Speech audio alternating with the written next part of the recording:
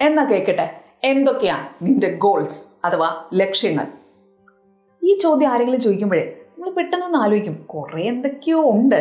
പക്ഷെ അങ്ങനെ ഒരാൾ പെട്ടെന്ന് അങ്ങോട്ട് ചോദിക്കുമ്പോൾ കൃത്യമായി പറയാൻ അല്ല കയ്യിലുണ്ടോ കാര്യങ്ങൾ?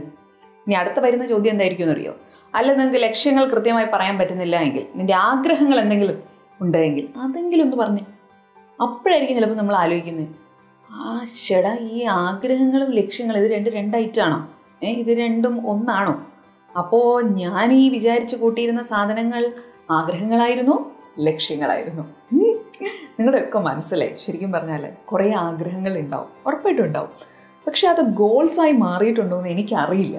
നിങ്ങൾ ചിലർക്ക് അത് ഗോൾസായി മാറിയിട്ടുണ്ടാവും, ചിലർക്ക് അത് മാറിയിട്ടുണ്ടാവില്ല. But it's high time at least നമ്മൾ മനസ്സിലാക്കണം എന്താണ് ഈ രണ്ട് സാധനങ്ങൾ തമ്മിലുള്ള വ്യത്യാസം. എന്നിട്ട് നമ്മുടെ ഗോൾസ് ഉണ്ടല്ലോ, അത് നമ്മൾ സെറ്റ് ചെയ്യണം. അതിന് എന്നെ കൊണ്ട് പറ്റുന്ന രീതിയിൽ കുറച്ച് ഹെൽപ്പ് ചെയ്യട്ടെ. അതിന് വേണ്ടിയിട്ടാണ് ഈ വീഡിയോ ചെയ്യുന്നത്. നമ്മുടെ ഈ ലക്ഷ്യങ്ങളും ആഗ്രഹങ്ങളും തമ്മിലുള്ള പ്രധാന വ്യത്യാസം എന്താണെന്ന് വെച്ചാൽ, ലക്ഷ്യങ്ങൾക്ക് ഒരു ഡെഡ് ലൈൻ ഉണ്ടാവും. അല്ലാതെ ഇങ്ങനെ അനന്തമായിട്ട് എന്നെങ്കിലും ഒരിക്കൽ അങ്ങനെയൊന്നുമല്ല. അത് നമ്മൾ ഡെഡ് ലൈൻ ഇട്ട് പറയും, അടുത്ത 5 വർഷത്തിനുള്ളിൽ എനിക്കൊരു വീട് വെക്കണം, അല്ലെങ്കിൽ അടുത്ത 3 വർഷം കൊണ്ട് ഈ കോഴ്സ് ഞാൻ കംപ്ലീറ്റ് ചെയ്യണം, അടുത്ത ഒരു 6 വർഷം എത്തുമ്പോൾ ഞാൻ ഈ പ്രൊഫഷനിൽ എത്തിയിട്ടുണ്ടാവണം. ഇതൊക്കെ ഗോൾസാണ്. അതല്ലാതെ എനിക്കൊരു കാറ് വാങ്ങണം, എനിക്ക് ഒരു നല്ല വീട് വെക്കണം, ഇതൊക്കെ ഉണ്ടല്ലോ, ഇത് ആഗ്രഹങ്ങളാണ്. ഇതിനൊന്നും തന്നെ നിങ്ങൾ ഡെഡ് ലൈൻ കീപ്പ് ചെയ്തിട്ടില്ല. അതുകൊണ്ട് തന്നെ ഇത് ഗോൾസ് ആയിട്ടില്ല. ഇതാണ് ഇത് രണ്ട് തമ്മിലുള്ള വ്യത്യാസം. അത് ഇവിടെ ഇട്ടല്ലോ. ഇനി ഈ ഗോൾസ് സെറ്റ് ചെയ്യുന്ന സമയത്തെ മനസ്സിൽ കുറേ ഇങ്ങനെ കാര്യങ്ങൾ കിടപ്പില്ലേ, ആഗ്രഹങ്ങൾ. അതിനെ ഫിൽട്ടർ ചെയ്ത് നമ്മുടെ ഗോൾ നമ്മൾ എന്താണെന്നുള്ളത് കൃത്യമായിട്ട് ഐഡൻറ്റിഫൈ ചെയ്ത് കൊണ്ടുവരണം. അതിനൊരു വഴിയുണ്ട്. അതെന്താണെന്ന് വെച്ച് കഴിഞ്ഞാൽ, ആദ്യം ഒരു പേപ്പർ എടുത്തിട്ട് നിങ്ങളുടെ മനസ്സിൽ വരുന്ന എല്ലാ ആഗ്രഹങ്ങളും അതങ്ങോട്ട് എഴുതി വെക്കും. എന്തൊക്കെ ഉണ്ടോ അതെല്ലാം എഴുതി വെക്കും. ചിലപ്പോൾ വെളിയിൽ പറഞ്ഞാൽ നാണക്കേടാവുമെന്ന് നിങ്ങൾക്ക് തോന്നുന്ന കാര്യമായിരിക്കും. സാരമില്ല, എഴുതിക്കോ. ഇങ്ങനെ എഴുതിയതിന് ശേഷം രണ്ടാമത്തെ പ്രോസസ്സ് എന്താണെന്നറിയോ?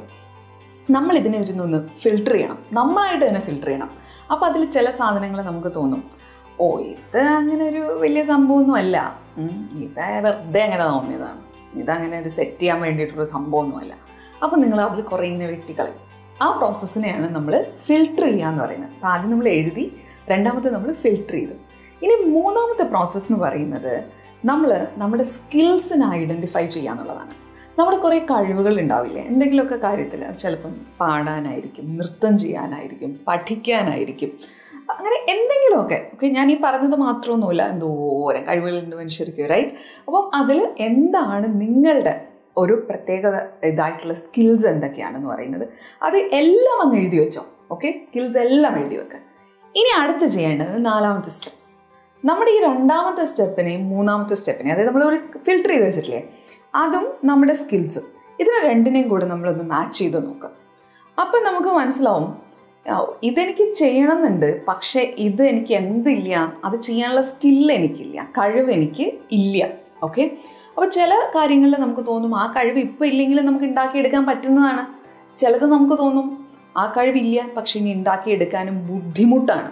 പറ്റില്ല എന്ന് ഞാൻ പറയില്ല, പക്ഷെ നല്ലോണം അത് സമയം കൺസ്യൂം ചെയ്യുന്ന കാര്യമാണ്. അതിന് പുറകെ പോകാതെ നമ്മൾ വേറൊരു കാര്യം ചെയ്ത് കഴിഞ്ഞാൽ കുറച്ചും കൂടെ ഈസി ആയിരിക്കും എന്നാൽ നമുക്ക് തോന്നും.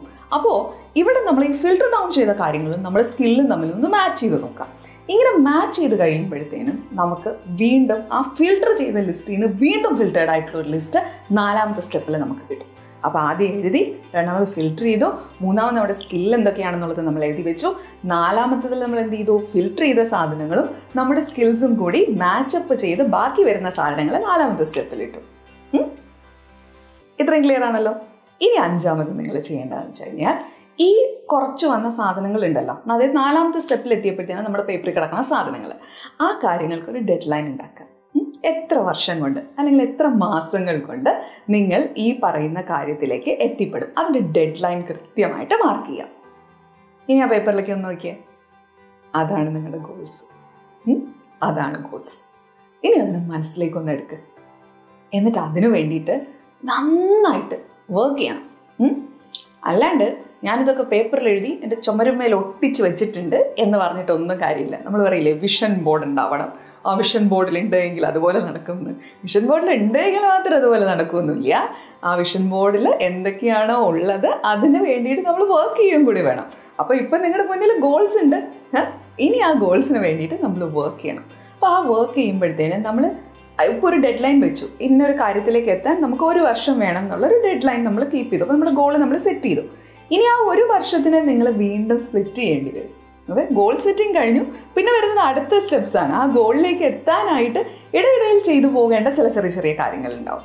അതിനെ നമ്മൾ ഒന്നൊന്നായിട്ട് തീർത്ത് പോവുകയാണെങ്കിലേ നമ്മൾ ആദ്യം സെറ്റ് ചെയ്തിട്ടുള്ള സമയമില്ലേ, ആ സമയം കൊണ്ട് നമ്മുടെ ലക്ഷ്യങ്ങളിലേക്ക് എത്താൻ നമുക്ക് സാധിക്കും.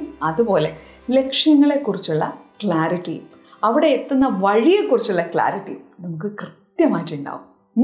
അങ്ങനെ ഉണ്ടാക്കിയെടുക്കണം കേട്ടോ. എന്നെ കേൾക്കണം കുറച്ച് പേരെങ്കിലും ഇതൊന്ന് ചെയ്യോ. ചെയ്തു കഴിഞ്ഞാൽ നിങ്ങൾക്ക് തന്നെ ലൈഫിൽ കുറച്ചുകൂടെ ക്ലാരിറ്റി ഉണ്ടാവും. അപ്പോൾ സന്തോഷമായിട്ട് മുന്നോട്ട് പോയിക്കോളൂ. Good luck.